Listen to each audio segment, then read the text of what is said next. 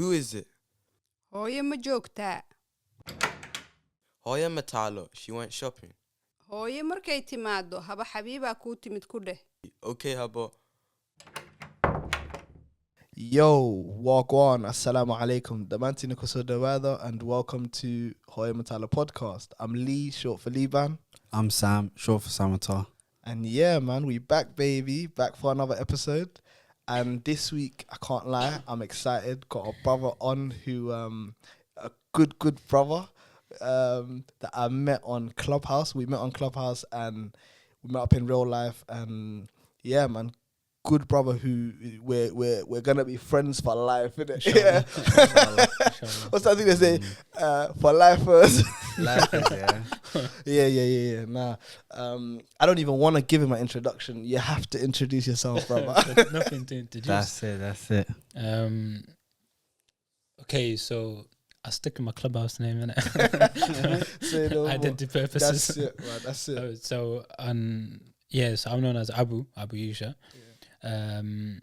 So I work as you already know, I work as you don't know, do you? No. I'm not aware. I don't think so. So for the record, yeah, these two like have met for the first time today. Yeah, literally. So So, everything's new to me. It will be new for him too. Yeah, so as you already know, I work as a therapist at the moment, mental health therapist, focusing on CBT and things like this. But I'm kind of doing a bit of work in Muslim communities as well, in the sense of trying to bring Islam and mental health back together.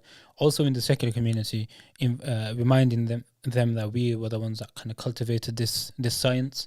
So I'm pushing on that side at the moment. Before that, alhamdulillah, I've done a lot of traveling in terms of I worked for a charity organization. I was actually a graphic designer, you know, but I got into a lot of project work. So I've done a lot of project work for quite a few years. And yeah, that's me, man. That's my introduction. All right, cool. We're gonna spin it back a little bit, yeah. So obviously, me and Abu here, we met on Clubhouse, innit? And wallahi, I never thought I'd meet anybody in reality off that app.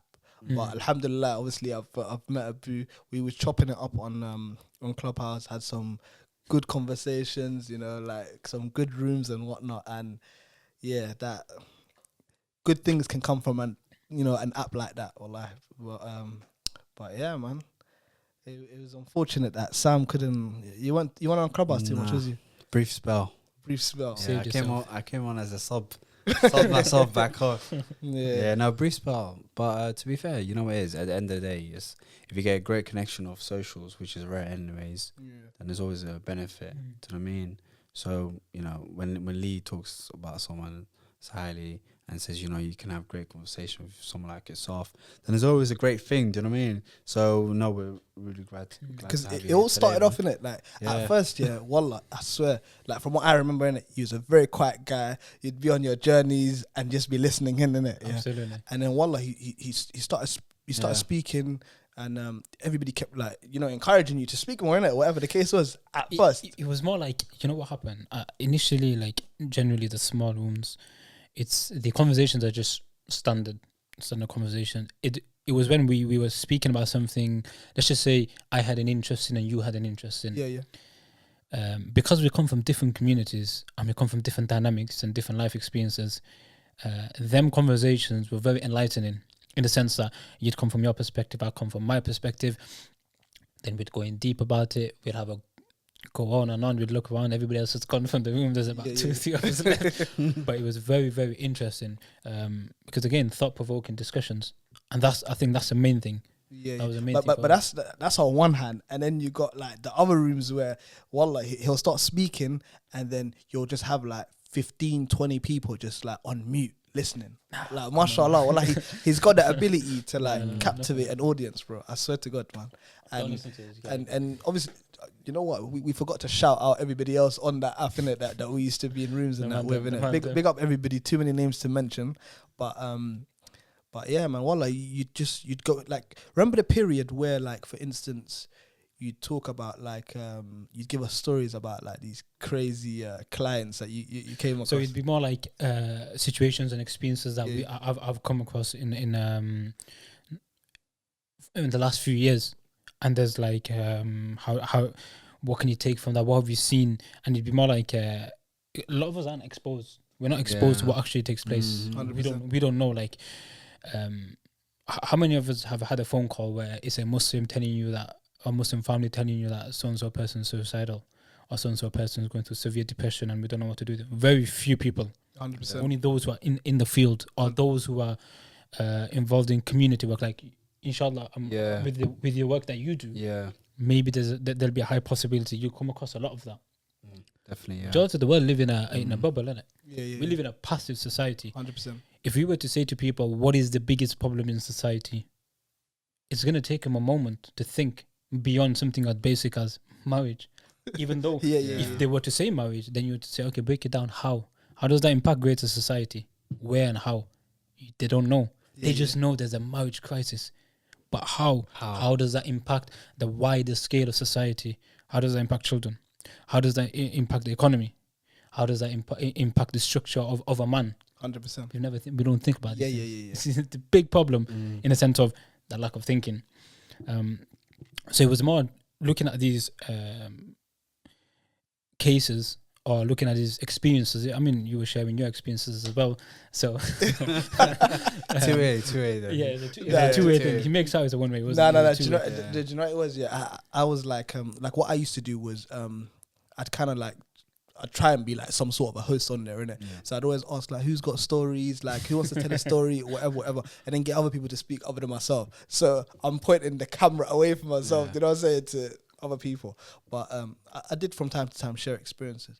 But the thing is, like, we was talking before, innit? Like, before we started shooting, we was talking about like, I was kind of like giving my reasons for like why, like, initially, like, I was really like intrigued about that app and why I enjoyed being on there. And the thing is like, I deeped it. Like, in general, I like listening to interviews, podcasts and stuff like that, audio based stuff, innit? And you have access to, for instance, like Somalis, for instance, like me, I'm interested in Somalis, Hooyo Mataalo, whatever, But I'd have access to be too, man. No, but I had access to like to Somalis from all over the world, innit? Like Diaspora, and they just be giving you the stories, like their stories, maybe the issues that they face within their communities and whatnot. But then I kind of deeped it in. I just liked thought-provoking topics, like, and it was almost like I got an addiction to the app, because I was always looking for that. Do you understand what I'm saying to you? That good conversation. That good conversation, bro. 100%. And it's not always got to be like me who is a part of it. I just like sitting back sometimes and listening.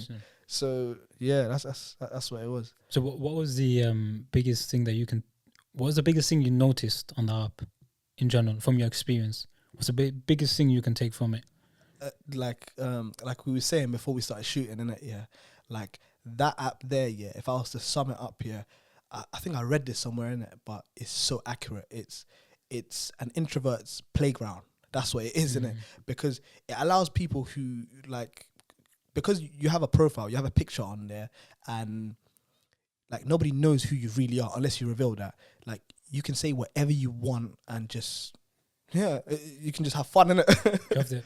Essentially, you have the ability to be whoever you like, which then questions the next thing. Why do people choose Why do people choose to be idiots? And you tell me, man. That's a big question. Because you get a lot of trolls and because stuff like I tell you from what I gathered. So I enjoyed like watching how people move, and particularly how the men behaved, or the males. I like to use the word males because there's a differentiation between man and male.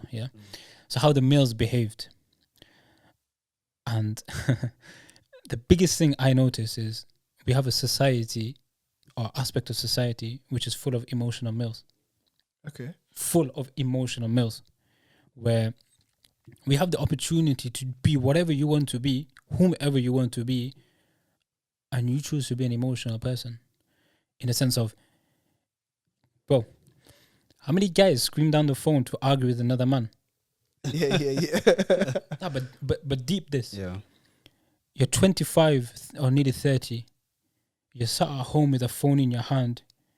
You're screaming down the phone and convincing the other guy you're dangerous over the internet. Yeah.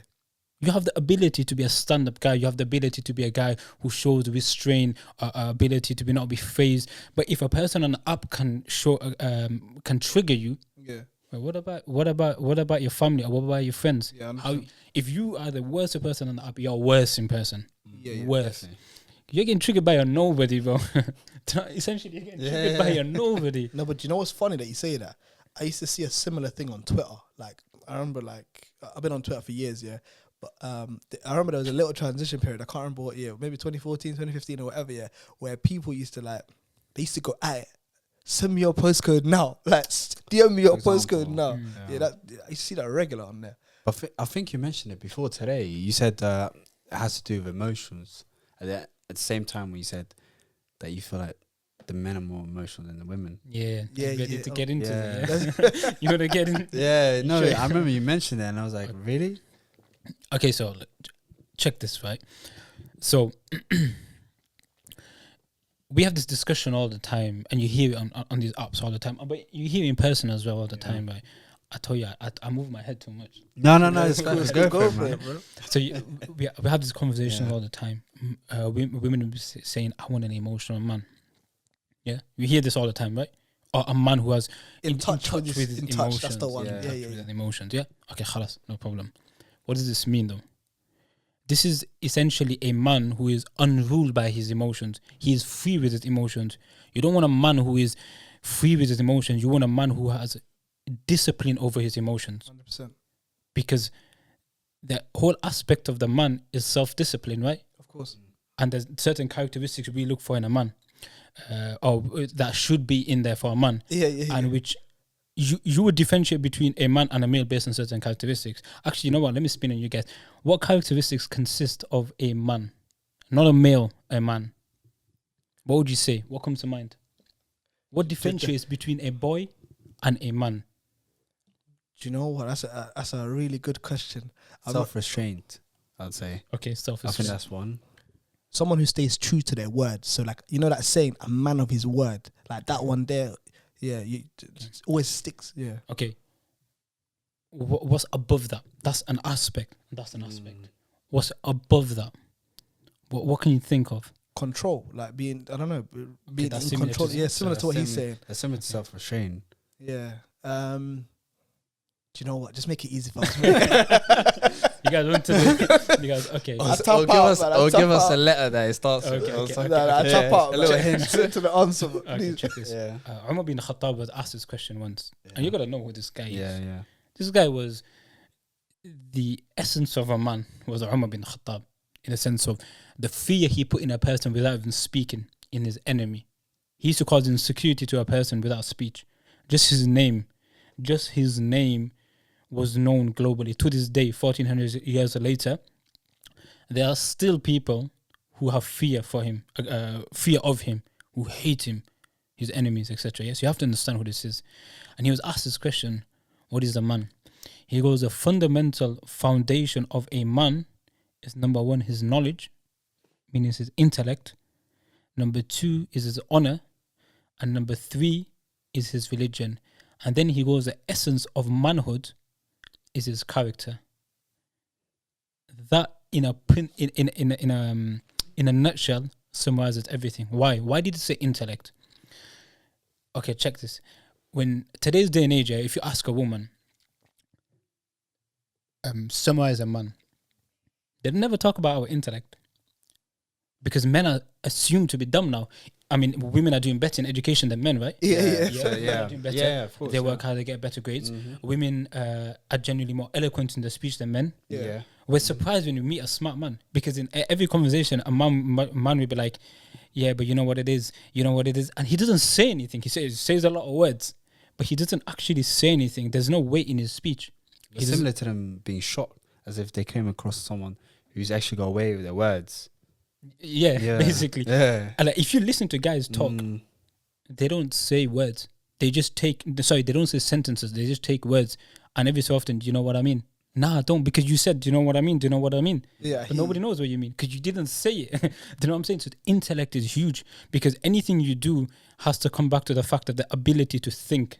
Yeah, you have to be smart to do anything. And the essence of a leader is what? An intellectual individual, a strategic individual, you know? And I mean, if you were to summarize it, a man is a leader. So if a man can't think, if a man doesn't focus on his character, if a man doesn't have he doesn't have his religion, which is self-restraint consists of religion, right? The entire aspect of religion is to self-constrain you and obviously your belief, and he doesn't have self-restraint, there was knowledge, honor, like you mentioned, sticking to your words, then essentially he's not a man, is it? He's a male. Okay, cool. You see, you're saying a lot about the thinking, yeah. Like we were speaking earlier, and you broke that down into like 3 different ways of thinking, correct? Sort of. Yeah. Do you want to go into that a little bit? Okay, so when we say what are the qualities of any successful human being, apart from the one that I mentioned to you, what are the other qualities that we kind of think of? What you mentioned was quite a lot. Okay, They're saying there's a lot to digest already. come on, bro, we're just warming up. yeah. Okay, look, so when we say a successful person, a person with a vision, a person with integrity, and a person who's motivated, we say all these type of things. Every aspect of it comes back to one quality first and foremost. You can't do any of these things if you don't have this one first and foremost quality. That's the ability to think. Yeah. What does that mean? We all think, we all use our brains. There's a difference between day-to-day thinking, and there's a difference between strategic thinking. 100%. There's a difference between critical thinking, analytic thinking. There's a difference between irrational thinking, motivated thinking. There's a difference between long-term thinking, or for example, macro thinking or micro thinking. Yeah. There's different aspects of thinking. These are different paradigms, different dynamics, which are applied into one, the ability to think. Yeah. And I said to you, by the way, this is one of my teachers explained this to us, and he so credit goes to him, not me. He said society is governed by 2 types of thinking. Everybody does this: emotional thinking or desirable thinking. For example, emotions. Yeah. What are the most viral videos? The most viral videos. Generally speaking, what's the one quality that they all have? I don't know. I don't have TikTok. I get it. No. No, You say I'll guide you, emotional videos? You say emotional videos? Absolutely. Yeah. For example, you see a situation that's taking place in a certain country, and it's sad, and it's driven by emotion, and it goes viral within a day or 2. Yeah, that's emotional videos. The ability to impact our emotions, or the ability to take over, have an effect on our emotions. Yeah. We do something about it. We forward it. The secondly is the ones that are based on desire. For example, entertainment, the whole idea of pornography and all these type of things. It's all focused on desire, right? Yeah. So generally speaking, every person, or the average person, or the way the average people are now functioning, they're functioning on either emotional thinking or desirable thinking. Makes sense. They are not focusing on, they're not learning how to control them 2 aspects and focus on rational thinking or critical thinking or the ability to think. It's like this idea, everybody believes they think, but in respect, they don't know how to think. So it's essentially they are not thinking, but they think that they're thinking, but there's no thinking involved. Okay. Wait, let's slow down a little bit, yeah? Okay, so where does one start if one doesn't have the ability to think? Yeah. What's the starting point? 101? Thinking for dummies. That's what I need right now. What's the 2 things that we said that impact your thinking? Desirable and emotional. Yeah, by the way, I'm be questioning you guys, so you gotta be on point. yeah. Say no. So you said desirable and emotional, Desire right? and emotions. Yeah. So then what the logic would dictate? You learn to control your desires and you learn to control your emotions. Makes sense. Okay. Because 1 second, sorry. Let me get comfortable. Man. Yeah. Okay, so desires. Yeah. Desirable thinking. You can never achieve anything if you are just fully engrossed in your desires anyway. You have no self-control. You haven't accomplished anything as a man. Because the man is an individual who has control over, for example, his emotions. He has control over his desires. He doesn't do what he wants to do, because a man doesn't do what he wants to do. He does what he needs to do. Okay. Yeah. We don't have the privilege to live a life of doing what I want for myself. We live to serve. That's the nature of man. A man wasn't created just to look after himself. By that, yeah. The man is a qawama. He's the shepherd. He's a caretaker. Yeah. So Allah describes us continuously as you are the one who serves. You are a leader.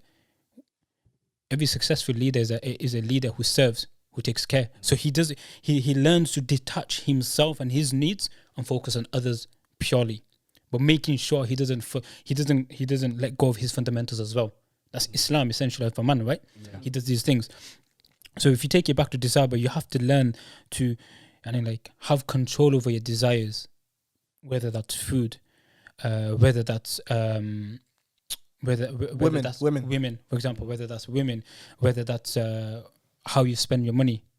Anything you learn to, for example, the man's a provider, so you can't just go and say, I'm going to buy this and this. You got rent to pay. Yeah, You got 100%. things to pay. You can't just go wild with women because you know but I can't do that. It's just not the way society works. I have to be I have to have restraint in every aspect of life. So you got to learn the ability to think to restrain. You're not going to restrain if you don't believe that you have to restrain. 100%. Restraint sounds mentally first, isn't it? For example, we believe in the cycle that your thoughts affect your feelings affect your behaviors. Your thoughts affect your feelings affect your physical sensations, and your physical sensations affect your behaviors, and then your behaviors impact your thinking. If you learn to restrain yourself mentally, for example, when the first sexual thought comes into your mind, you're able to break that down and prevent that from affecting your feelings, your physical sensations. Well, then your behaviors won't continue to something which isn't permissible or which is loose. Okay, cool. So that's okay. Let's slow down. That's a good You're point. getting your bag right now. Yeah, that's a good point. Okay, let's slow down. Yeah.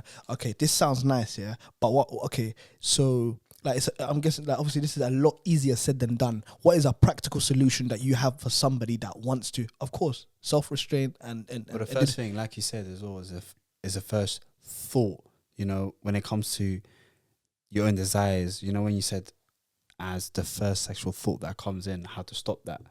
So I think that's probably, like I said, that's a guide. Lock yourself in a dark room. You can't lock yourself up in a dungeon, but what's a more logical way to think about it to stop you from, because like I said, the rest will follow afterwards. It's literally a roller coaster afterwards, isn't it? Look, that's a method. Yeah. But and I'm just gonna make it go even more wild, yeah. The step before that, you gotta know who you are. You're never gonna have restraint if you don't know who you are as a being. Yeah, I'm talking about you can't hit self-actualization. You can't hit the pinnacle of whom you want to be if, bro, you don't know who you are or who you're trying to be. Yeah. You need to understand. Okay, I'm a man. Khalas. Okay, that's obvious. So I'm a male. Okay, fine. But I'm a man. Okay, what does it consist to be a man? Okay, now I'm a man. I know what it consists to be a man. What are my responsibilities? What are my duties? What do I need to accomplish? What am I trying to achieve? What are my successes? Thinking. Before you're gonna why are you gonna restrain yourself if you don't know why you need to restrain yourself? So you need purpose. Yeah. You need purpose. That's the one. Yeah, you need but then you have to have the ability to think of your purpose. Yeah. So you need to reflect on why you want to be whom you want to be. Yeah. What's the honor? Okay, when society is wild right now, men do what they want. Yeah. Why are you going to be amongst the 1% who wants to restrain yourself? Because that's not the fashion. Is the fashion to have good character? No. It's not. No, it's not. To be arrogant and to speak down on people and to swear, for example, swearing. That's the fashion. It's in the music, it's in the entertainment. Why are you as a man going to choose not to swear? Because it's got to be on your purpose. No, 100%. Your ideal understanding of this great man that I want to be has to be your vision. You have to convince yourself that, it's below me to use derogatory terminology. It's below me to argue with a woman. It's below me to carry myself in a way when people are not in awe of me. Because the reality, the fact is, I'm not trying to be like them. I'm trying to be above and beyond. I'm trying to be something people aren't. Do you know what I mean? I'm trying to be different. The Qawwama. I'm trying to be the guy of Mu'u. I'm trying to be the guy of Ata'a. I'm trying to be what Allah has described as a man. I want to be amongst them, the ones who are never forgotten, the ones who leave a legacy. So that only then, bro, then are you going to then decide, okay, I'm going to restrain my desirable thoughts. You're never going to restrain your desirable thought if, again, you don't have a purpose and you don't know whom you want to be. Man. You have a purpose of like Islam. Khalas, okay, that's there. But who are you going to be? Who do you want to be remembered by? What do you want to be remembered for? What's your legacy? Yeah? What's that legacy when you die 100 years later? They'd be like, remember that great thinker, Liban? Remember? But wallahi, let me ask you a question. Like, what's the long-term vision of Hooyo Mataalo? Hooyo Mataalo mafia anti. You know what I mean? Mafia anti. You know what I mean? Accent some point. Yeah. The Hooyo Mataalo, your vision should be in 100 years' time. People are referring back to, do you remember once upon a time there was that podcast Hooyo Mataalo, which then created this, which then created that, which then went on to society being revolutionized? Because if you're not thinking like that, bro, why are you limiting your thinking? Yeah, true. Everything starts here. I agree with you 100%. Do you know what I mean? So you gotta have a vision which is essentially unachievable in your lifetime, but inshallah that's where we're working towards. But same with you as a man. Yeah. When I say to you that you gotta have a vision and character, bro. Like, okay, what's character? See, that's a great point. Yeah. What's character? Where is character? Man repeated it. No, That's no, a no, great no, point. no, no, no, Answer it the is. question, bro. It's when it comes to character, a person of great character, when they say someone they see as admirable, someone that's reliable, and again, it's restraint, I think, as well, that plays a big part. Do you know what I mean? Someone that could lash out if they really want to, but they don't at the same time. Yeah, that was answered by him. And I agree with all of that. Nah, you have to add some points, definitely. No, but you've covered a lot still. You've covered a lot. But what do you see as great character yourself? Someone, you know, when you look at someone you you say, can, someone you can like use it as an example, innit? As you know, like someone who can be used as an example. Do you know, like Would you their say ways. someone that you see as a template for yourself. 100%. Or Nail on the head. Someone that you see as, or maybe that you say, okay, I'm not there now, but I'm striving to be like there. them. 100%, man. 100%. Yeah. So what we're basically saying is a collection of qualities which you project into society, which then others see and think that's what I need to be. 100%. Yeah. But character isn't speech, just speech. No. It's action as well. Action too, yeah. The So ability manners and stuff like that. The ability to motivate someone or inspire someone with minimal speech. That's aspect of your character. Yeah. For example, patience isn't words. Patience is it's an attitude. Patience is manifested through action, isn't it? For example, a person can show impatience with no speech. You know? Yeah, like But- finger movements. Yes. Yeah. I But get you can show complete patience by just staying still about a situation. That's part of your character. Yeah. Yeah. But it's like another quality everyone talks about is I love this one, by the way. I hear this all the time, yeah. But I always feel that nobody understands. When we speak about character, by the way, everybody says patience, as though there's only one character is patience. But essentially, patience can be problematic as well. Because what about courage? True. What about when you need courage? No, definitely. That's why they say someone as, you know, when they see someone as neutral because of the so-called, he's got great patience. But really and truly, when the need for that person to step up when it's needed, he chooses not to because of so-called patience. That makes my blood boil, man. I can't lie to you. No, bro. because it does for me too. Because at the same time, is you're not calling out someone even though they're in the wrong. 100%. If that makes sense. But just for the sake of it, seen as a peacekeeper, you're stepping Absolutely. out of it. Do you know what I mean? Absolutely. So essentially, that patience is no longer character from that dynamic. It's no longer good character. So, what is good character, or what is a skill you need to nurture good character? And it's known as emotional intelligence. People talk about this all the time. Yeah, we the do time. talk about Do you know what it is? That's like a buzzword. I swear to God. In Funny today's society, yeah, bro. I see it all over social media, whatever, yeah. But that's a buzzword, man. Yeah. And How many know what that means? No, it's funny enough that you mentioned that because the one time I came back to on the Clubhouse and I had a brief like 5 minutes whatnot, and I saw a room titled "Do Somali men have emotional intelligence or not?" And I thought, no, what? bro. But I came across that. You see But rooms I like don't that. know whether or not to take them serious or not, but what it really was about was a bunch of guys saying, okay, I've got emotional intelligence because I can restrain myself from not cussing you down on the phone. Do you know what I mean? And I was like, what is that what it's gone down to? yeah. Because surely that's not what they mean when they talk about emotional intelligence. Do you know what it is? It's a room like that is probably it's one of those clickbait rooms. You know, you're just trying to get people in. Like No, it is clickbait, but at the same time, what I really laughed about was like, you saw a couple of people restraining themselves from letting others talk, and that was emotional intelligence. And I said, like it's been watered down a lot. You know what I mean? And to the point that I don't think a lot of people really realize what emotional intelligence is. I mean, when I ask this question, I normally I normally get like a long paragraph of a response, but it's very simple.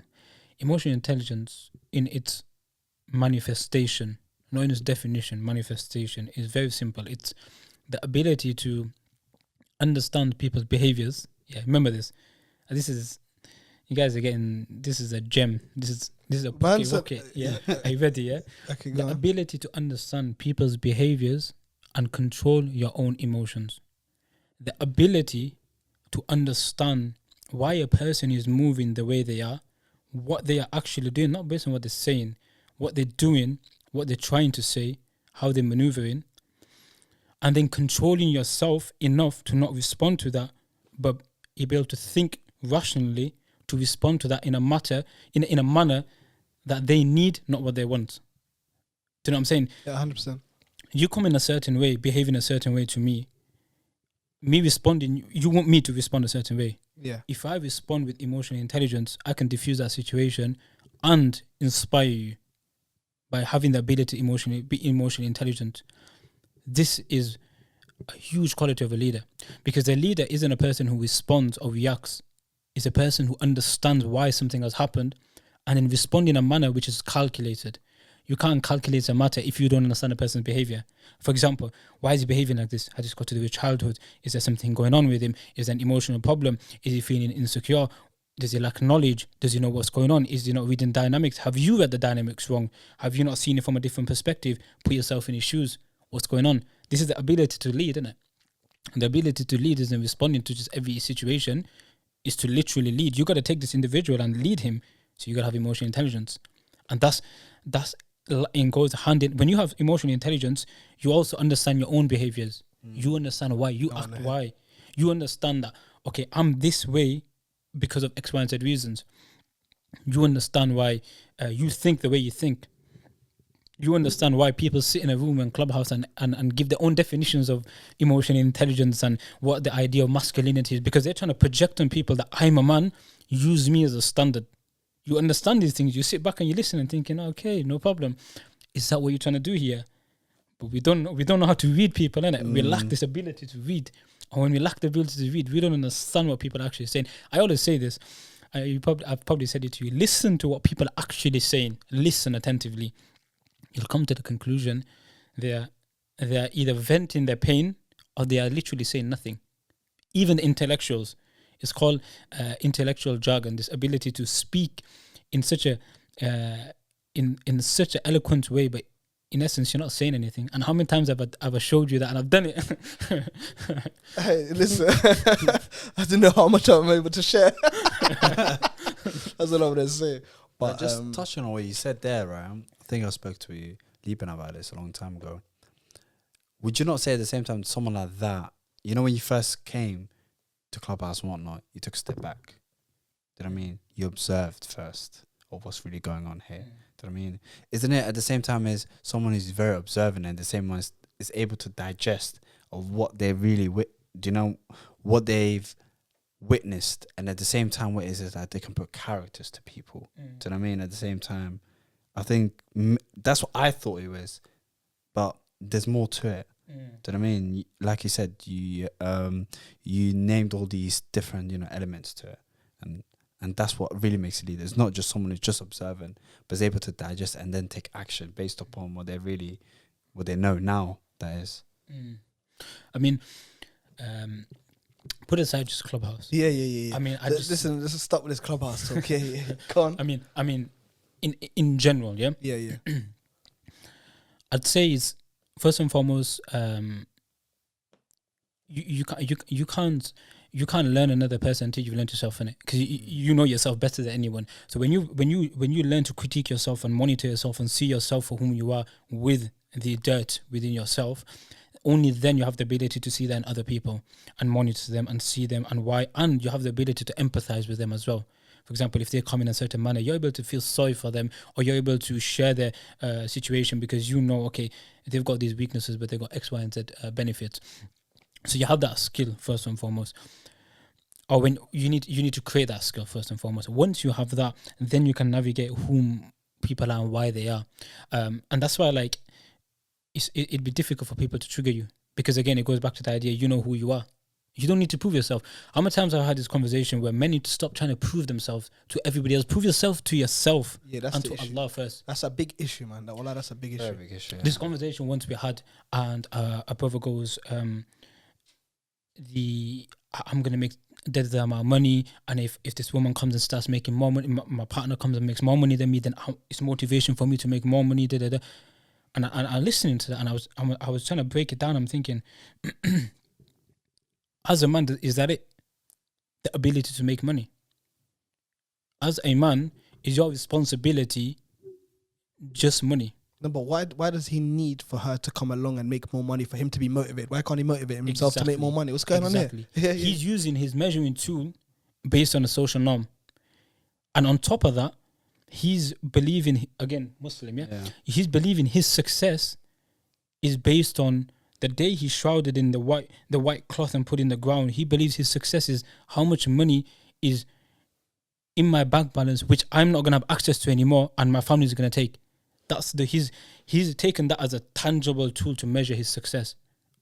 But what about his responsibilities towards everything else? What about measuring your success based on how you deliver your responsibilities to your parents, your family, and your community? Yeah. What about this? We don't measure this anymore. Men have become such that whatever society says, for example, when I ask you guys a question, masculinity, straight away, what's the first picture that comes into your head? Masculinity, not the person, the image. Arnold Schwarzenegger. Okay, a big guy. Yeah. A hench guy, innit? Yeah. Do you understand what I mean? Like, we've summarized ourselves to this idea that we're very dumb people that can just lift weights. Basically, But when I say hujula, this is the paradigm of Islam. This is how Islam summarizes men. What image comes to your mind? To me, nothing. Nothing. What comes to your mind? Repeat the question. When I say hujula, this is the Islamic understanding of masculinity. What type of image comes to your mind? Or what type of person comes to your mind? Like, you hear stories of like Umar ibn Khattab, like that's like that. But that's not an image that's coming to mind. Okay, it's not an image, but it's an idea that's coming to your mind. Yeah. How is it based on a translation of words? The two people that have come to mind are completely different. You've gone from a person who lifts weights, a nobody, to a intellectual leader who conquered half the world or more than half the world. Why? Why based on a word? That's a good question. Still, do you want to answer it? I'm gonna answer it. Think. This is our podcast, but we ain't got time for that. But at the same time, what I was gonna say, not every person is able to do those great feats. If that makes sense. Like, are we just tying down to the fact that the person was able to conquer and everything else? Because not everyone will be able to do that, other than maybe conquer their back garden and whatnot. Do you know what I mean? But it's the fact that, as you mentioned before, there must be a paradigm for a criteria in order to meet in Islam, saying, okay, in order to be seen as masculine, you need to fulfill these things. Yeah. And what's the first quality? What is the first quality of a man? Leadership? No, but even the two examples that we gave, like, we're talking about, like, for instance, Arnold Schwarzenegger. He's at he's like it's almost like an anomaly because he's at the top of his. Okay, do you that's know what I'm saying? fine. And we're doing the same over here. So what's But you're the missing one thing. The difference, the fundamental difference between them both. Knowledge. No, not even knowledge. He accomplished, the bodybuilder accomplished what he wanted to do. yeah? Umar bin Khattab accomplished what His needed peop- to be done done. as a responsibility. Okay, yeah. Okay. As a responsibility. Umar bin Khattab wasn't the successor because of what he wanted to do. He did what needed to be done. Okay. What is that? To do what needs to be done is what? A responsibility, fulfilling your duty, your responsibility. Arnold Schwarzenegger didn't do that as a responsibility. He done it based on his desire, his need and want. for himself. Yeah.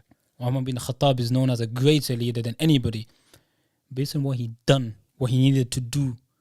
Big difference. Yeah. But it's a privilege in life to do what you want to. Sorry, it's a privilege to do what you want to do. It's a necessity to do what needs to be done. There's a big difference. There's a big difference. We don't have that. Needs As and wants. Yeah, As yeah. Muslims, we don't have that privilege. Our privilege to do what needs to be done. As men, we don't have that privilege.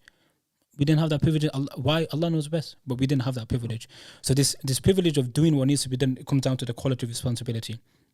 And one of my teachers, may Allah preserve him, amazing teacher, and he always said to us that the main quality is responsibility. He goes, I can't summarize this more than enough. Responsibility. And then he goes, take out your phone, write down in your phone every responsibility you have towards Allah first. Every responsibility which are upon you for the people around you that Allah has given you. Then every responsibility which is subjectively needed for you. For example, you might be in a dynamic where I have to take care of a certain family member. It's my specific situation. Do you know what I'm saying? Yeah. So then write that down. Then measure how you are fulfilling every single one of them responsibilities. Am I doing it to my T? Am I doing it correctly? Am I doing it to the best of my ability? Am I neglecting it? He goes, if you want to be a man, first and foremost, start there. Check your responsibilities. Make sure you're fulfilling your responsibilities to this high standard. That's a very practical example. It's very practical. I feel like I've heard you say this before though. Like in, you know, when you had that I don't want to go back to this app, but when you had that room of like how to be a man, and you had your mentor on, and he was speaking. Like I feel like I heard you say this, innit? And you said something along the lines. I mentioned it to you earlier, innit? About how like this is probably be good to talk about as well. About how like men are like not getting married because they're running away from the responsibility. So it comes back to responsibility. Yeah. Everything revolves around responsibility. Responsibility, At the end of the day. Yeah, and then obviously I was thinking to myself, like I was viewing it from a point of the way I was looking at it was like, obviously we're about to have the similar convo to what we was having earlier, innit? But it comes down to like I looked at that, and then I thought, wouldn't it technically be because like men are probably getting, like the benefits of, like what they're getting in marriage. I'm beating around the bush in it, but sex, they can get that anywhere else, really and truly, Rather in than terms being of tied down. rather than being tied down and getting married. So like they can go on any of the apps, Tinder, whatever, like POF or whatever, and get that. So what's, like, do you understand? You get the point I'm trying to make. I mean, when we spoke about the benefit side, I even said to you that realistically, there's more responsibility than benefits. But you can't lead if you don't have no one to lead. You can't be your natural self. You can't be a leader if you don't have a family to lead. So a man has to take that responsibility because of the fact that he needs to be the pinnacle of himself. You're never going to achieve these pinnacles if you're just going to be a guy who runs. You're going to be a guy with insecurities and anxieties. 100%. You're never going to be a guy who knows how to hold it down, how to carry yourself, how to maintain these characters that we were talking about. You don't know how to do these things if you're not the main lead. When you're at home, your parents are the lead, or your father's the lead, or the guardian's the lead. But when it's you and your family, then you've taken that step up. You've gone from like an advisor in a government to the president now. Okay. Now it's your turn to step up. You got to come past this idea that I'm insecure, I'm scared, I'm worried. You face some struggles face on, because when you're put through the pressure, that's when you come out. That's when you're measured.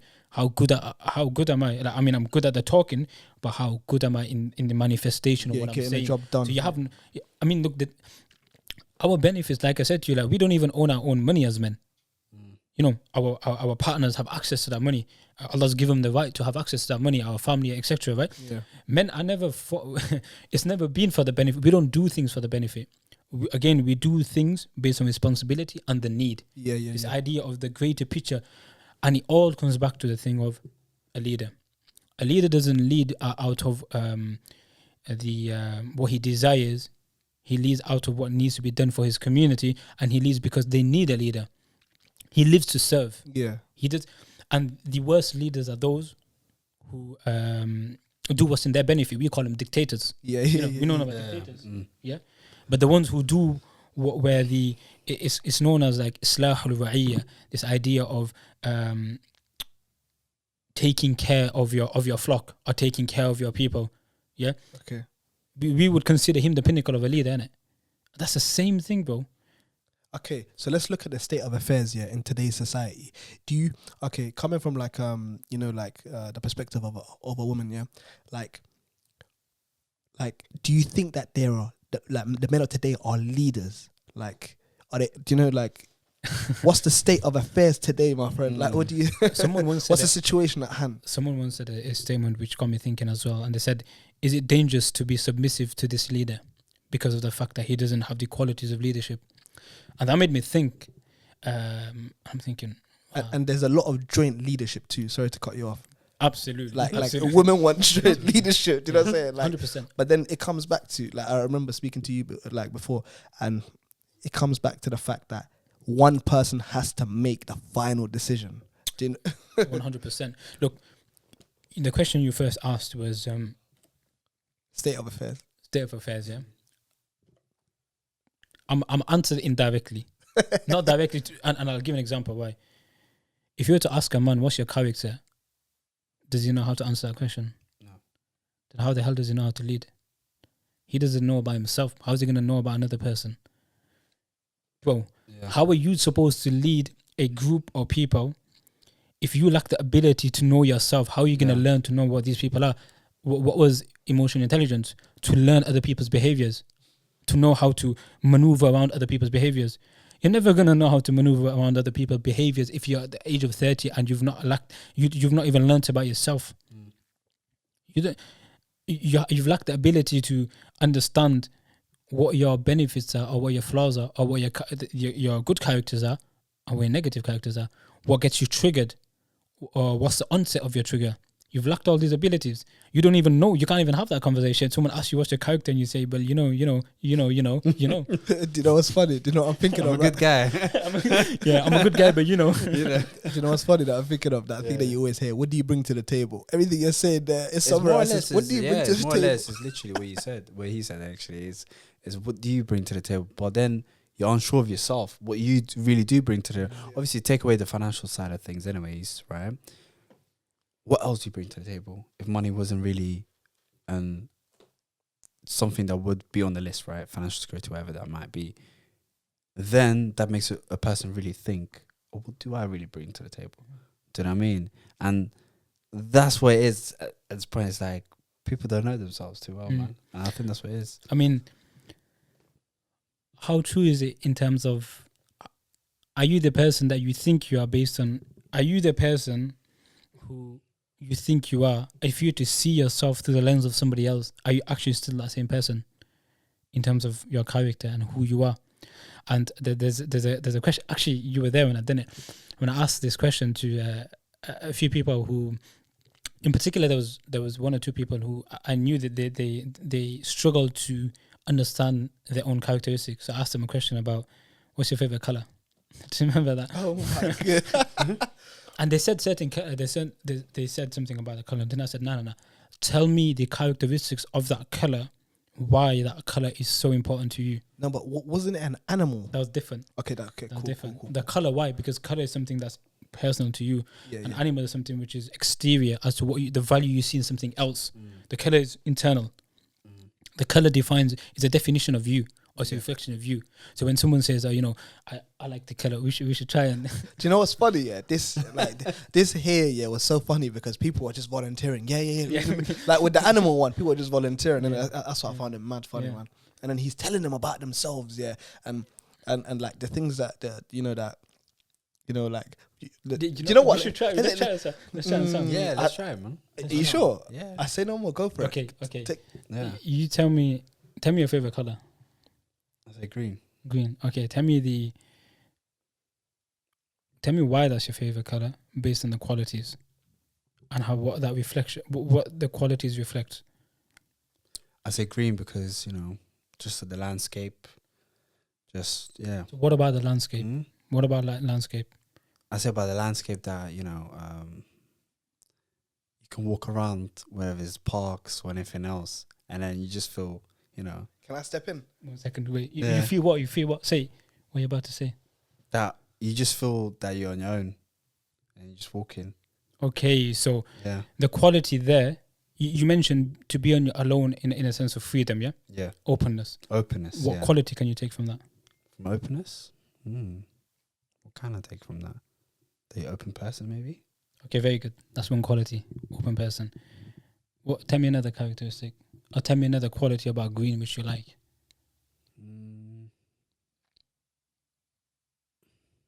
Can't think of another thing.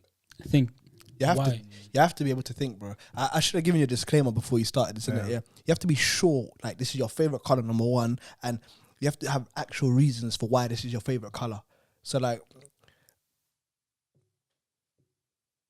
bro, we can't have pauses in that. We'll come back to you. We'll come back. Yeah, I'll have a thing. Yeah. Think spin about- it. We'll spin it around, innit? Let's I'll have a think. Think about when you say like nature and these things, then put yourself there and think, what is it about nature that I like? What are the qualities? You already mentioned a really good one, that openness. Yeah. Think about two more, and then I'll have a and when you do come back to me, I'm gonna show you something. I'm gonna show you something. see. This was like proper interesting. I remember even the animals one.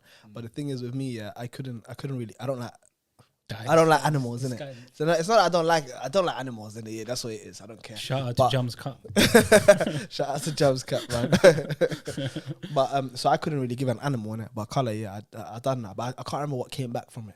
But it was is a what really it good way to kind of like help a person to identify their own internal qualities, 100%. or what they value about themselves, or what they hope they had within themselves. It depends. So going back to the main question you mentioned is like, are they what's the affairs of the people, and are they people worthy of Submitting to? Big triggering word, submission. Subhanallah, that word triggers people to another degree. It's a subjective word, man, in terms of how you internalize it anyway. Yeah. But anyway, let's not get into that just yet. So that question you mentioned, right? Yeah. And then the way I see it, is if people are struggling to know themselves, they've not hit the point of self-actualization, yeah, being aware of yourself, then they're gonna lack the skills and the ability to navigate around other people, and they're gonna be people that are focused on themselves. They aren't gonna be people who are gonna be governed by what's the need. Do you know what I'm saying? Because if you knew the need, you'd know what's the need of yourself. 100%. You know what I mean? If you knew how to identify need, you'd be able to identify what is it about myself that's a flaw, and what can I do? What's my solution? Because as men, we're solution-based individuals, right? Solution, yeah, definitely. You'd have the ability to think, okay, this is my solution. Okay, this is my need. This is my solution. You'd apply that same concept on other people. Yeah. So essentially, yeah.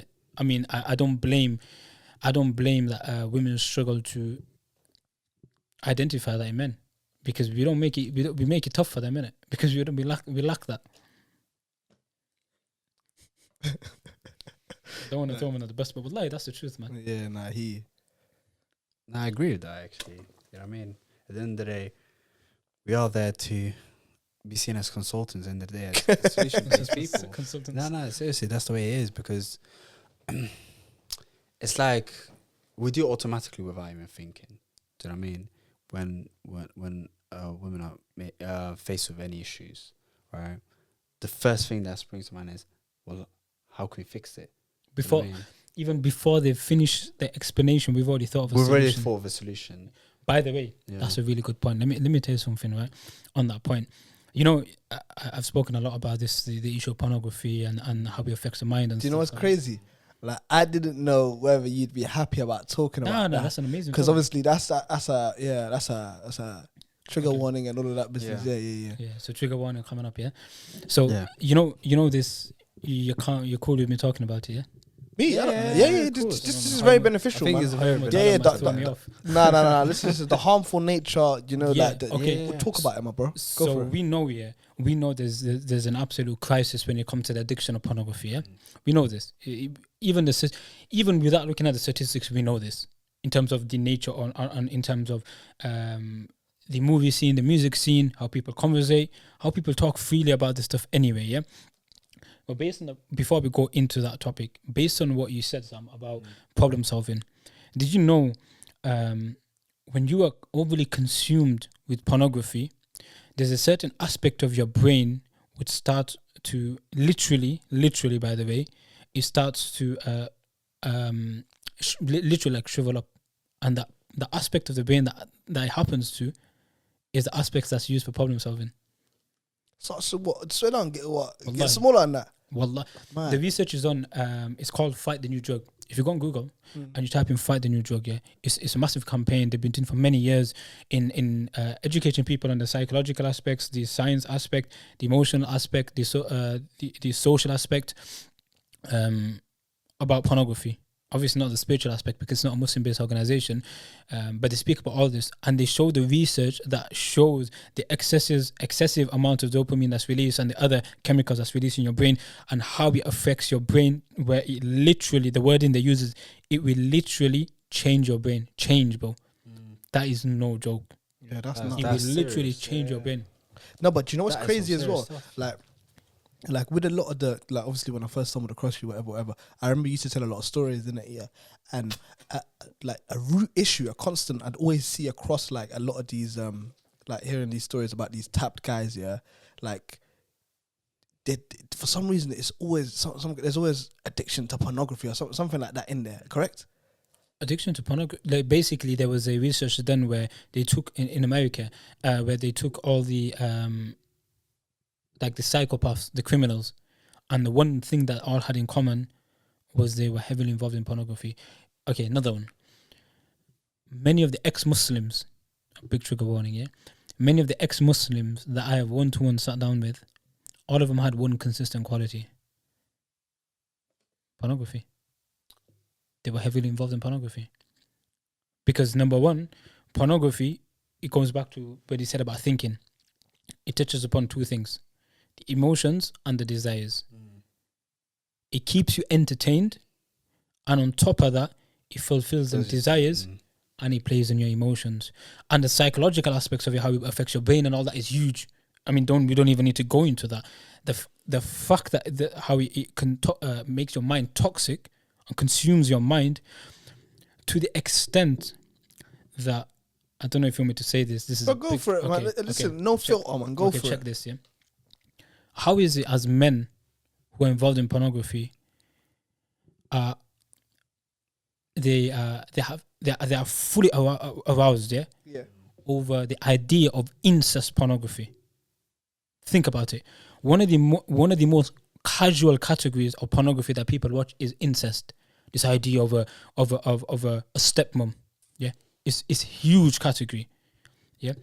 And I'm not talking about a guy who's been watching it for years. No. I'm talking about a casual watcher in the first few years. Yeah. They're watching incest pornography. I done a survey once. I'll tell you about this. With young students from the age of 11 to the age of 16. There was about 20, 30 students who are practicing in terms of their memorizing Quran and stuff, yeah? Yeah, you did tell me about this. It's coming back to me, yeah. And the conclusion was 100% had viewed pornography. 100% had viewed pornography. I keep changing my 100% had viewed pornography. Yeah. Remember the age group, yeah? Do you know what you do? No, just just speak down into it. It should be alright. Okay, so 100% had viewed pornography. Yeah. Over 95%, not 100%, over 95% were still involved in pornography. And a 13-year-old boy, when I went into the type of categories you're watching, he came clear with the idea that he watches incest pornography. But check this, bro. Subhanallah, may Allah save us, man. He said that he has glanced at his own sister and has had desires. Na'udhu billah. This is a young innocent child, bro. Yeah, that's mad still. This is the consumption of pornography. This is the upcoming student of knowledge. This is the upcoming young leaders. Yeah. I mean, and how do they watch it? Bro, it should be alright there. Okay. How do they watch it? On the phone, on a night. And they're going to get married, what? At the age of 25, 24. 13 years later. 12 years later. Of course. Imagine in 13 years, bro. This is why when they're walking on the streets and they see a woman, number one, there's no the idea of lowering your gaze doesn't happen, but they've created a full scenario in their mind in what they would do to that woman. They have fully undressed that woman in the head. Yeah. That's nuts. Subhanallah, bro. That's nuts. This it's like you said, the triggering point is already the minute. It's not about lowering your gaze no more. It's the minute you're outside even. You're already, like you said, it's already going on. in the mind. So 13 years of all of that. Nah, Sex that's sells, nuts. man. It's mad. That is And- some, yeah. And on average, if let's just say if a person watches it, what? No, but even the industry itself, like I'm sure, like that's one of the billion-dollar industries, Yeah, like it's like huge. leading Mm. industries in the world. Yeah.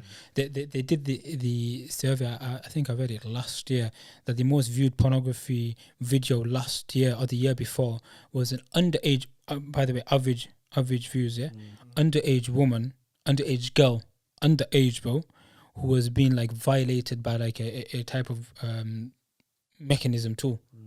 This is the most average person watching that. Subhanallah, like the average person, and Muslims are deep in this, very very deep, because again, this idea of self-restraint is never taught. If I said to you guys, what does self-restraint mean? Or if I said to you guys, give me a practical example of what you've learned and how you do self-restraint. I mean, I'm not going to ask you guys because then you're going to be like, oh, you're asking me too many questions. Yeah, no. But the reality definitely, is we're never taught. Yeah. No, we're never taught these things. That's what it is. Yeah, you no, gotta be 100%. honest about it. That again, that comes down to self-reflection. Yeah, when 100%. you actually think about it, you say, you know what have I been taught? Do you know what I mean? And anything can really trigger it. Do you know what I mean? For you to think, okay, you know what, forget it, whatever that might be. But at the same time, you know what's crazy? Now that you mention it, I think a lot of when they seen these so-called Muslim terrorists or whatever they done, they find these files of pornography and everything, and it's just nuts. Every time you see some collection, right? So, like you said, this definitely it's like it's another triggering point for them, and it's messed with their heads throughout time. It's you get to the point where you lack the ability to empathize. You lack the ability to see the other individuals as a human being anymore, because you've literally objectified them. I mean, if the feminists want to fight for anything, fight for the banning of pornography, because it's the biggest objectification of women anyway. It makes you a monster because you become free, completely free with your desires and emotions. There is no restraint. Yeah, Islam comes to do the other thing. Islam come to control the beast. That's what we are as humans. We're beasts until we learn control, and then that's when we become the correct human being that we should be. This is why with some of our local madrasas and the institutes, we're developing courses at the moment in Rujula, masculinity, in how to overcome pornography addictions and all these type of things from an Islamic paradigm, as well as combining aspects of CBT, as well as using stuff, basic psychology and all these type of things, where we can educate young people from a young age, prepare them. Even like the conversation of how to be a man, what does it consist to be a man? You get a child thinking about that by the age of 11. When he hits 22 and he's been thought about that for 10 years straight. And he's been Drilled in, yeah. Yeah. So these programs don't exist. No, they don't. Well, there's the one on pornography one does. There's a really good organization known as My Tazkiyah. MashaAllah, they do some amazing work. They use CBT, cognitive behavioral therapy, to help a person overcome the addiction. They've had over 1,000 success cases, MashaAllah. We're in early days doing some work with them. But we want to introduce this to madrasa students. We want to introduce this idea to masajids. We want to train imams on this, how to deliver these type of workshops. There's that side, but the one on masculinity does not. I've looked far and wide. I mean, I'm at the early stage of developing it myself, just to see how it comes across, and just for the intent of getting a person to think, get a young person to think. And what I did at the beginning was I took every Quran ayat, every hadith, and every saying of the Salaf, that where they refer to manhood and wujula. And you know what was so fascinating? Every single one of them speaks about responsibility and character. And I've got over 30 so far. Every single one speaks about responsibility and character. Yet we don't speak about character, because character means patience, apparently. I mean, don't get me wrong. The essence of character is patience. But there's many tangible aspects. Many aspects. You're saying you shouldn't summarize it just to that. No, there's so much more. There's so much more, because like we said, like, patience can be bad at times. 100%. But that conversation never happens when you're taught that. When you're taught character, you're told, "I'll be patient," and khalas, done. It's a one-day conversation. It should be a lifetime conversation. It's a lifetime development. And secondly, responsibility. Like, we as men don't know our responsibilities. there's conversations taking place in terms of, do I fund my wife or not? Do I spend money on my parents or not? Do you know what the funniest thing is that you say that? I actually saw a tweet that kind of went viral. I know for a fact you saw it. The reason I was laughing was to do more of allowance. How much should I give my wife? I know you What saw kind that. of allowance can I give her, right? And what I was laughing at was like, these are the main topics that people are really talking about. 100%, man. Where really and truly, these shouldn't even be the things that need to be talked about. Subhanallah, you know what's so mad on that? Yeah, check this. Check this. Wallah, I've been seeing that the whole week. I swear to God, all the blog pages that I follow, whatever. Yeah, not. wallahi, bro. You know what's so mad about that is so before Islam, there was a natural state of manhood. Men were providers, men were the hunters. So essentially, they were the providers. Yeah. They used to go out and provide, yeah? That was the natural state of manhood. And then Islam came and it perfected the idea of rujula, of masculinity. It looked at what was there and what needed filling in. For example, giving the rights to the woman and the rights to yourself and towards Allah and all these type of things. It filled it. It completed it. It completed this package of manhood. And then came the sexual revolution that took place in the West, yeah, where everything went wild, yeah, where the discussion on genders and all these type of things taking place.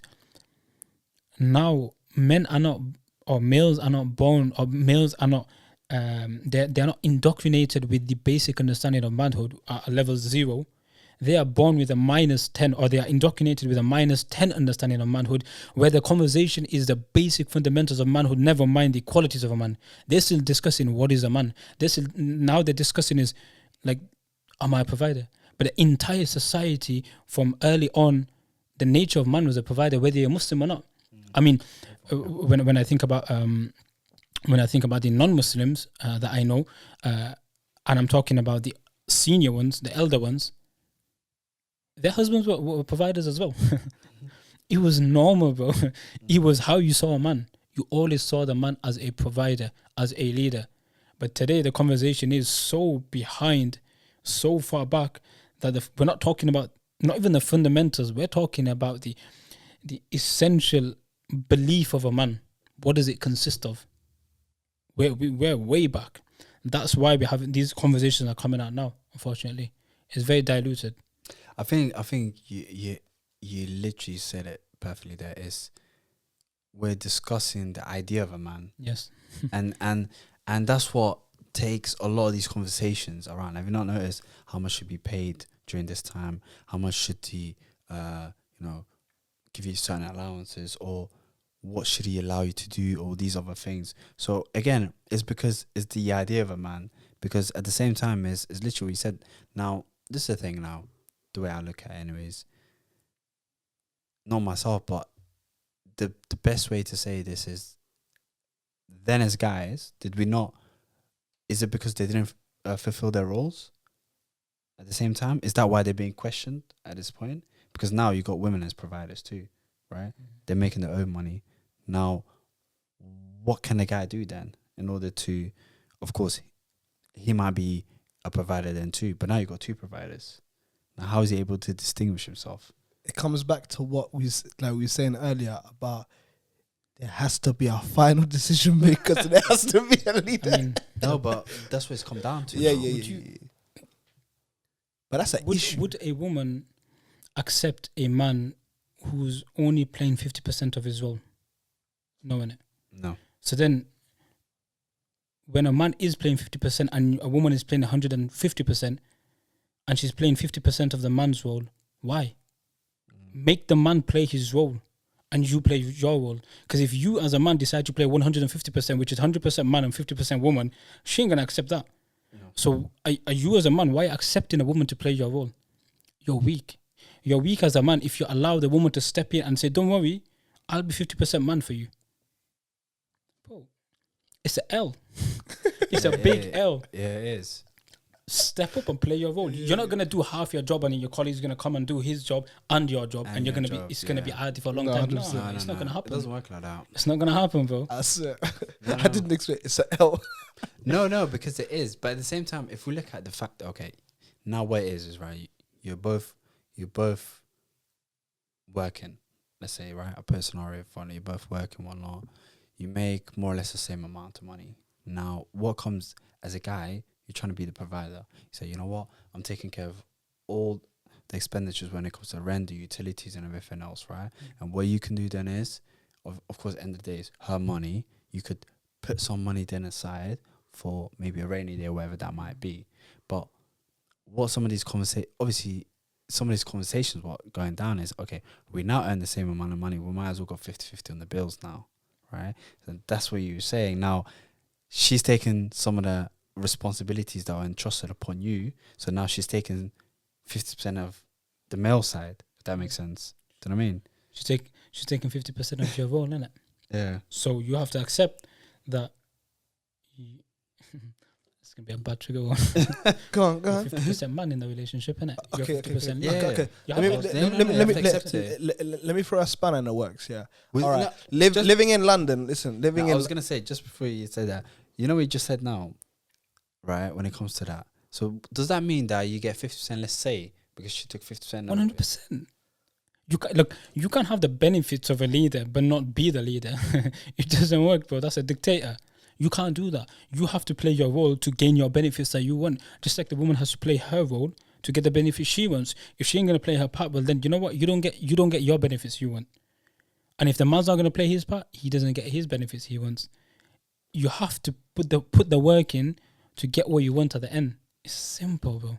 So is that what it is like right now? The side we're in is the fact that people are trying to get away with less. No, but you get a lot of people that say like look at the situation at hand. Living in London, high rent. Like the wages barely cover rent. Do you know, like, but situation like this would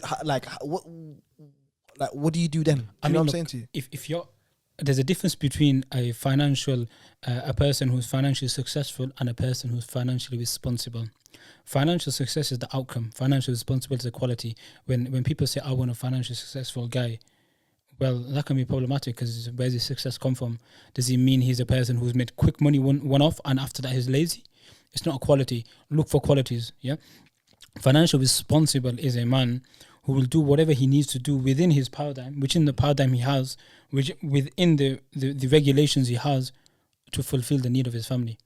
If that means he's working long hours, if that means he's grafting, he does what he needs to do. If that means that all his money goes on the bills and then the woman supports with in terms of like you said, the additional stuff, the rainy day stuff and all that, khalas.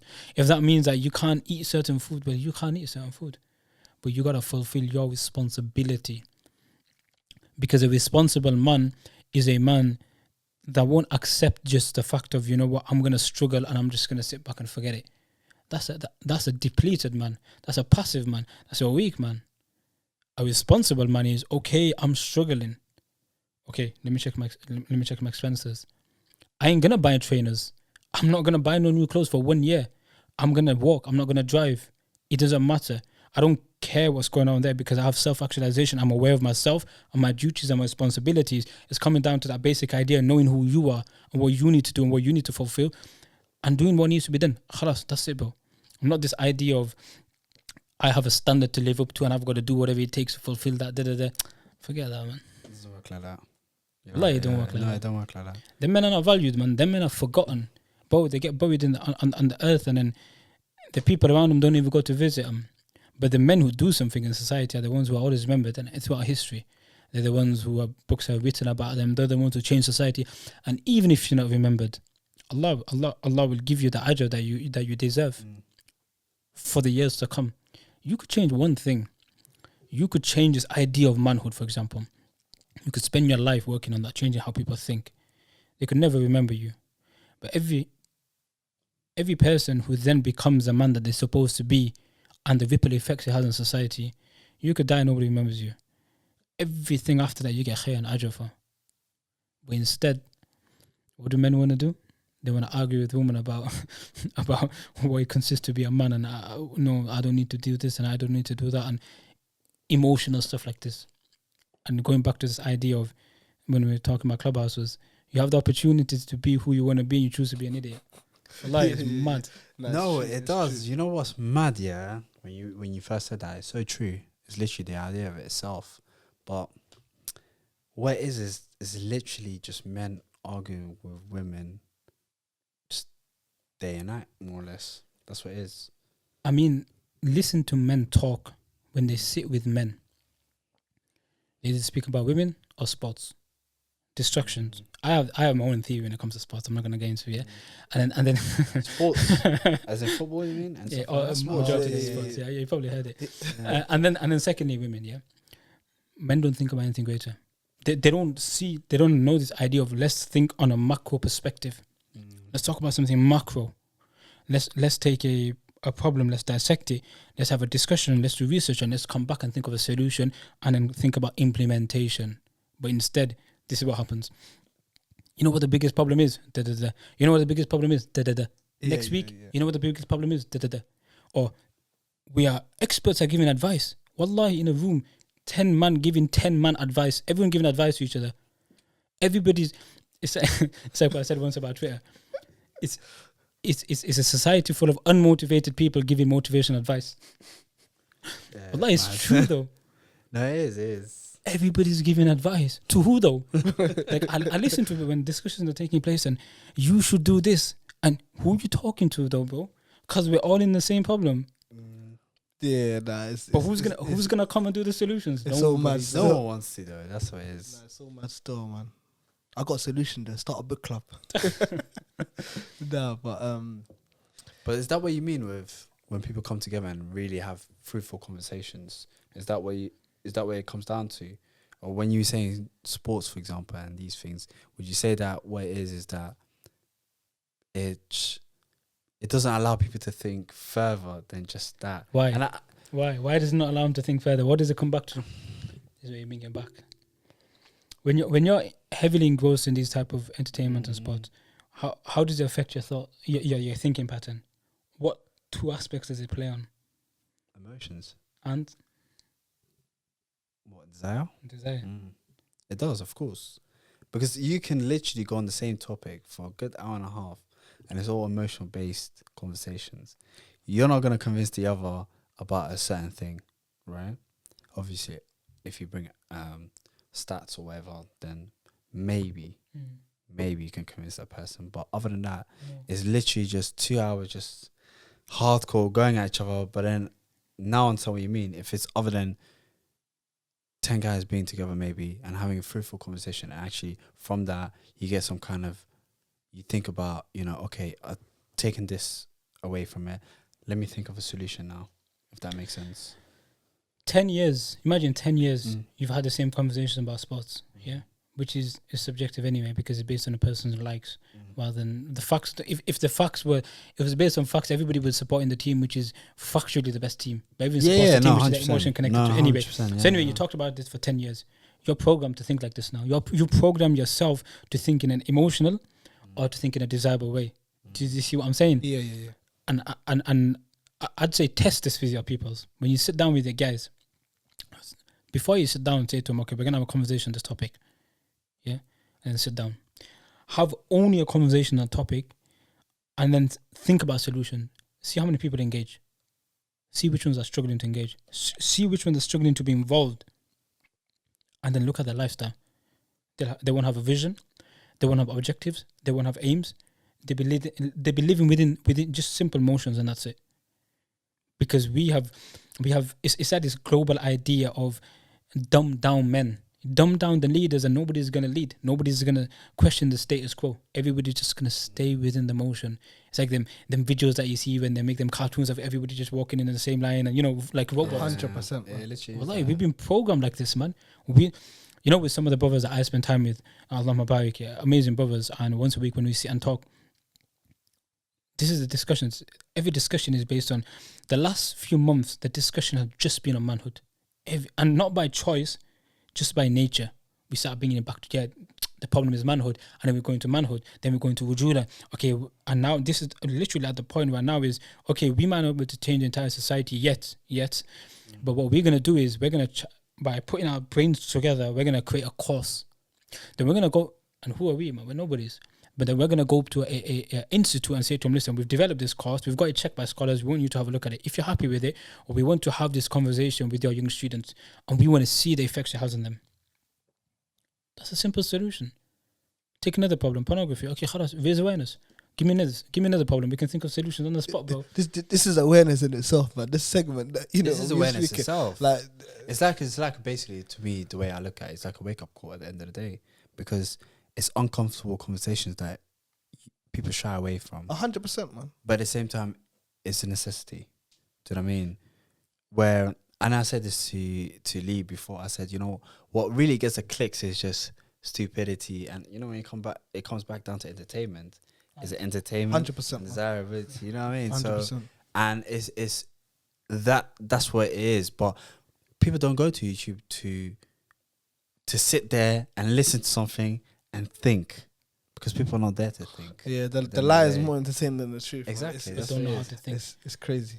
The idea to be, I don't know how much time you got, by the way. Bro, yeah, listen, we can go as long as you want. No, Innit? But to be honest, yeah, like I believe in it. Like we should have a part 2 in it. Like you need to come back in. Yeah, I sit on believe this in a seat. part 2 too. Yeah, we need. Yeah. We need a part 2 in it. As long as you're good with it, yeah. Inshallah, man. Inshallah, we need a part 2. We've been going for about an hour and 20. So Bring it. you know, yeah, we understand. can round up because there's still a lot of topics that you haven't touched on just yet, innit? Yeah, that, and I know you got some intriguing stories because I heard some of them before, innit? Yeah, so we're definitely a part 2 if you're good. Yeah, if no, you're good for with sure, that. for sure. But let's round it up. Like I wanted to round it up with the fact that obviously, like with this platform in itself, bro, I like the way I saw this is I wanted it to be like a home for like uncomfortable and unfiltered conversations, bro. We just speak about it, man. Where else are you gonna hear about the harmful effects of pornography, bro? Like, do you know what I'm saying to you? Yeah, it's like, one of those ones. really and truly, like I can't speak on that, but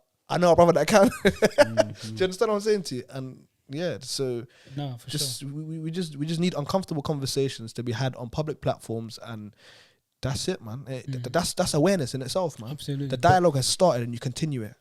Absolutely, wallahi, 100%. And if there's one thing that I would summarize it with men, I'd say is become intelligent. Break this idea that men are dumb. And stop speaking about dumb topics, and stop trying to prove a dumb point, and stop behaving dumb when you have a choice to be who you need to, whoever you can be in life, online and offline. Choose to be intelligent, because if you choose to be intelligent, you will nurture, again, like I said, everything starts in the brain, yeah? If you convince yourself, or you start telling yourself, I want to be intelligent, you will carry yourself in an intelligent way, you will behave in an intelligent way, and you will feel intelligent. So then you will start naturally doing things that make you intelligent. And when you become intelligent, when I say intelligent, I don't just mean academic, I mean intellectual, an intellectual human being, yeah, you will start gaining skills like the ability to think. You will start learning how to have emotional intelligence. You will learn how to think.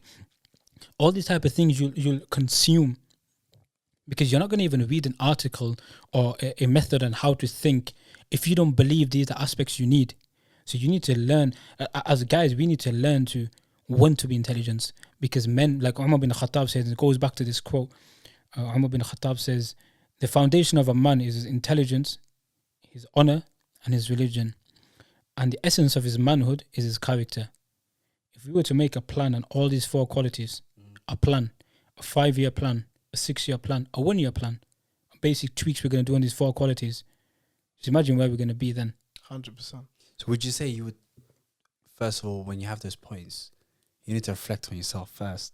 And it's like putting yourself in a chamber, and once you're ready to come out, then you can, you know, Dragon Ball Z time no, chamber. but it's like hyperbolic time chamber, you know, when it comes to like, it's literally working on things that you need to work on, and you know what I mean? 100%. And I think there's something you mentioned, right?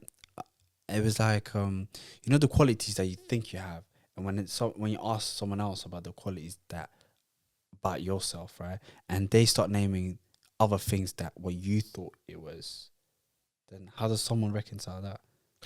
Wait. Do you know what's interesting about what you just said? Yeah. Like, weren't you, for some reason, I remember you sending me a test at some point, like years back, where I had to fill out something on you. It was like a questionnaire or something. Remember that? Wasn't that along the lines of this, basically? Yeah, it is. It's about, oh, no, it's actually really good. Yeah, it was to do, it was for my master's program. Yeah. It was the leadership segment of it. And it's to do with, you yourself name 5 qualities about yourself, right? So you pick 5 qualities, and then what you do is you send the same question to let's say 10 people, and they have to pick 5 qualities about yourself, right? And then you look at what the feedback is going to be. What do they pick the most, whether it's trustworthy and all these other qualities. And then you think, well, the qualities that I thought that I had are not actually the qualities that other people see or perceive. Do you know what I mean? And it makes you question, really. Do you know what I mean? It comes back to self-actualization. Do you see yourself for who you are, or do you see yourself as who you want to be or who you wish you were? Yeah. And this is this idea of we've convinced ourselves we are this person, but in essence, we are somebody else. Self-actualization is knowing who you yourself correctly. I am me. This is me. These are my qualities. This is what I'm known for. This is what I consider myself. These are my flaws. These are my really bad flaws. These are the flaws people know about me. These are the things that people don't know about me. You're fully, essentially aware of who you are. That's basically self-actualization. Not self-actualization isn't this idea of I'm so-and-so person based on what you think you are. Because we all have a different image of who we think we are than what we actually are. So yeah, I mean, going back to that point, that's an amazing way of doing it. The amazing way of doing it, another way of doing it, some of my guys do is we sit there and say, critique me. Tell me the bads about me. But they don't shy away, man. Wallahi, they don't shy away. That's how it should be, man. My guy That's how it should be, man. I asked my guy and he goes to me, you're stubborn. I go, okay, what do you mean? But then he turned out he was complimenting me. He wasn't even critiquing me. He goes, you're stubborn in your identity. You won't move from who you are. Then I said, okay, but that can be bad. Because if I was stubborn in my identity, but I was a person of ignorance and negligence, then I'm never going to wave. So is my stubbornness in my identity a positive, or is it only a short-term positive? Then it got me thinking, why am I stubborn? What aspects of me are stubborn? What aspects is quality of my stubbornness? And what aspects of the stubbornness is problematic? What aspects should I maintain? And what aspects do I need to change? But that's because I just said to my guy, critique me. And before I even finished the sentence, he didn't shy away from critiquing the hell out of me. But do you feel like if you've done that with someone else, and you're talking about emotional intelligence earlier, is that if you were to critique someone, right, and that person then takes it badly, and then that person then spirals out of control in terms of, like I said, with men and emotions and everything else, it's like they're unable to have a bounce back because of that critique. But who cares? No, it should be like that. that. You've done them a favor, man. No, You've done but them a it should favor, be man. That's like how I look at that. that, Yeah, man. but Wallahi, emotional intelligence will teach you otherwise. Emotional intelligence will teach you. This is the thing, though. Look, it depends. Ibn al-Qayyim was asked once about wisdom, and he said, the idea of wisdom is to say what needs to be said when it needs to be said. Yeah? So emotional intelligence will teach you, is this an emotional guy? If it's an emotional guy, I'm not going to tell the emotional guy you're emotional. Nah. I'm not going to answer his question. I'm going to answer his question in a manner where he knows what I'm trying to say, but it hasn't triggered him. Yeah. So I'm teaching him that he's emotional by talking about the aspects which contribute to his emotions, but not telling him directly. Without saying that, because if you're a man, if your quality is emotional intelligence, then you need to put it in place here. Just because a guy asked you doesn't mean you're arrogant towards him or you're very harsh towards him, because you don't achieve the greater purpose. The aim is to develop this guy. He's not at a stage to be developed harshly. Some people are. Some people love harsh advice, and I love them people. Some people, you have to be so diplomatic that requires emotional intelligence. 100%. 100%, man. It depends on 100%. But depends on who it is. Realistically, as a guy, why are you getting emotional for? But it's true though. Why are you getting emotional? You shouldn't. Why, as a man, how are you allowing any individual to break you, man or woman? How are you not such how are you not such an object that nothing can waver you? No person can break you.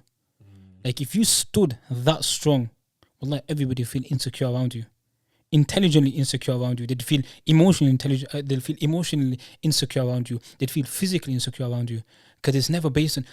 And I take a lot of this back to Khabib, by the way, when I look at his interviews and stuff. And wallahi, it's this idea that you can dominate a person's mind and you can dominate a person just by the way you carry yourself. 100%. That's it. If you are an unbreakable human, and you can be broken, but you carry yourself in such a strict mental manner that even if you're broken, you don't manifest that in your action. Wallahi, bro, you will inspire people. People will turn and be like, I want to be like you. And you've not said a word to them. Yeah. You're giving them salam and that's it. But I want to be like you. It's the aura you give off. It's Yeah, your I get that's it, it, man. yeah, It's your yeah. energy, bro. 100%. You give off such an energy where people look at you thinking, Subhanallah, look at it. But people can motivate the hell out of you by never even speaking to you. You get those kind of guys. 100%, man. And then you get people like me who speak too much. You know what I'm saying, bro? But do you see the difference? No, 100%, Like, man. these people, like some of these people, man, that's it, bro. Carry yourself in such a manner that try it. Next time somebody goes out, I'm gonna do this to you, just sit there, look at. I'm talking like online as well, main online, and not when it's time for courage. It's time for courage. And That's different. That's yeah, different. Yeah, yeah. I'm talking about like a little idiot online who's I'm gonna do this and just sit there, listen. No, but I love it though. I can't, no, but do you know what it Walaikum is? salam to Allah. But that's triggering in itself. Do you know what I'm saying to you? Yeah. Wallah, like it just does the I reverse, think, innit? I think what triggers people, right, is if it's a friend he's critiquing you, but it comes from a place of not being sincere. If that makes sense. It's just a place where he just wants to trigger you and just see your reaction, but it's not a place of like I want this in a way for whatever I'm about to critique him is coming from a place of love for me to make sure that he elevates himself in a sense. Do you know what I mean? But some people, where they get emotional, it's like this guy that's supposed to be my so-called friend, and the critique he's giving me is not actually sincere. So he's just trying to get at me for no absolute reason. No, but a lot of the time, you know the intention though, because I get what you're saying. A lot of people are just doing tick for tack. It's tick for tack. It's pettiness. 100%, it's pettiness. Sometimes, Like you get that a lot in it with A lot of people in people, general, yeah, innit? yeah, petty, So yeah. you know whether that is sincere or not, like Yeah. from the rip. That's why you gotta choose your company wisely. And that's why you gotta 100%, have a mentor. 100%. You have a mentor. A 100%. sincere individual who you consider someone of high caliber, who you want them to critique you, because you know where it's gonna come from. 100%. And company. But I don't want to start going into that topic as Bro, well. do you know what it is? We tried to round it up before, yeah. Do you know? No, we're gonna book it for definitely. Yeah. another So episode. wait. Let's Inshallah, let's hear this agreement, yeah. So you're definitely coming in for part 2, yeah. Correct? If there's a benefit, inshallah. If there's a Okay. benefit. We'll speak Yeah, behind. no, Yeah. don't worry. Behind this. We'll make yeah, some, closed doors. agreements Don't behind worry. closed We'll speak. So Yeah. I think it's got that. Yeah. It's got to that important time. Thank you for listening, Abu. Thank you for coming. We really appreciate it. Loads of gems. Yeah, for people listening, just man, so many gems to pick up on. So This definitely for another thing to add before is we spoke about before. This is not entertainment value. This is more about actually thinking. wheel This- it up, man. Wheel it up. Wheel it up. No, man. because this is about self-reflection at the end of the day. Think. 100%. Is this relevant to me? Well, it should be relevant. It should be relevant to all of us at the end of the day, right? And like Abu mentioned, and was know the companionship you have, which is really, really important. At the same time, I've said it so many different episodes, is get a mentor, man. Definitely. That's it, man. Listen, we're rounding it up. We're rounding yeah. up. Like, share, subscribe, and please follow the Insta, the Twitter. All the support is Subscribe to YouTube. yeah, all of that. That's it, man. We're good. Thank you.